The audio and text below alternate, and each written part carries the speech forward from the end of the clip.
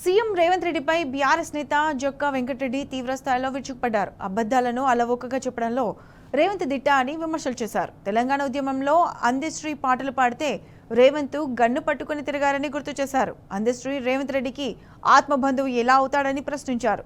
స్వార్థ రాజకీయాల కోసం అందశ్రీని రేవంత్ వాడుకుంటున్నారని ఫైర్ అయ్యారు. ముఖ్యమంత్రి గారు, మీరు ఎంతసేపు ఒక జాతి జాతి జాతి అని మాట్లాడుతున్నారు. అసలు జాతి అనేది కేసీఆర్ గారికి ఏంటయ్యా? తెలంగాణ యావత్ మొత్తం తెలంగాణ జాతి మొత్తం కేసీఆర్ గారు వెంట ఉన్నది. కేసీఆర్ గారు అంటేనే తెలంగాణ, తెలంగాణ అంటే తెలంగాణ జాతి. అది పట్టుకొని మీరు ఇష్టం వచ్చినట్టుగా ఒక కుటుంబాన్ని గురించో లేకపోతే ఒక వ్యక్తుల గురించో కులం గురించో మాట్లాడి మిమ్మల్ని ఎవరైతే ఎలక్షన్ సందర్భంలో మీకు ఎవరైతే రెడ్లో లేకపోతే ఇంకేమైనా ఉన్నారో వాళ్ళని ఇష్టం వచ్చినట్టు మన ఇంజనీర్లను చదువుకున్న వాళ్ళని గొప్ప గొప్ప చదువులు చదివిన వాళ్ళని నువ్వేం చదువుకున్నావు మొన్న ఇష్టమైనట్టు ఈ రెడ్డి ఆ రెడ్డి గురించి మాట్లాడినావు. అసొంటిది నువ్వు ఇవాళ ఒక కులం గురించో ఒక వర్గం గురించో మాట్లాడతావు. అసలు నీ పార్టీ నాయకులు మొన్న పాపంగా ఈశ్వరమ్మ అని చేస్తే ఇష్టం ఉన్నట్టు నీ పార్టీ నాయకులు ఆమె ఒక బీసీ మహిళ గురించి యాదవ్ గురించి మాట్లాడినావు. అంతకుముందు మాదిగల గురించి ఈనంగా మాట్లాడినావు.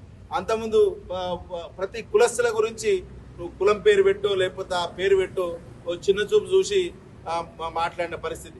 అంటే నీ అహంకారం ఏందో నీ యొక్క మాటల్లోనే ఉంది. అసలు అందశ్రీ గారికి నీకు పోలిక. అందశ్రీ గారేమో బ్రహ్మాండంగా తెలంగాణ గురించి తెలంగాణ ఉద్యమంలో పాల్గొని జయ జయ తెలంగాణ లాంటి గొప్ప పాటలు రాసి ప్రజల్ని చైతన్యపరిచి చేసిన ఆయన, నువ్వేమో తెలంగాణ ఉద్యమ సమయంలో తుపాకులు పట్టుకుని తెలంగాణ మీద ఎక్కి చేసిన పరిస్థితి నీది. నీకు ఆయన ఆత్మబంధువు ఎట్లయితాడు, నీకు ఆయన చుట్టం ఎట్లయితాడా?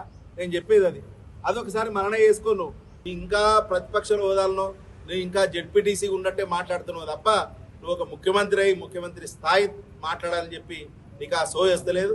ఆ భగవంతుని కోరుకుంటున్నా నీకు ఆ సోయి కలిపియాలి. ఈ యొక్క తెలంగాణ ప్రజలు మాత్రం నీకు బుద్ధి చెప్తారు.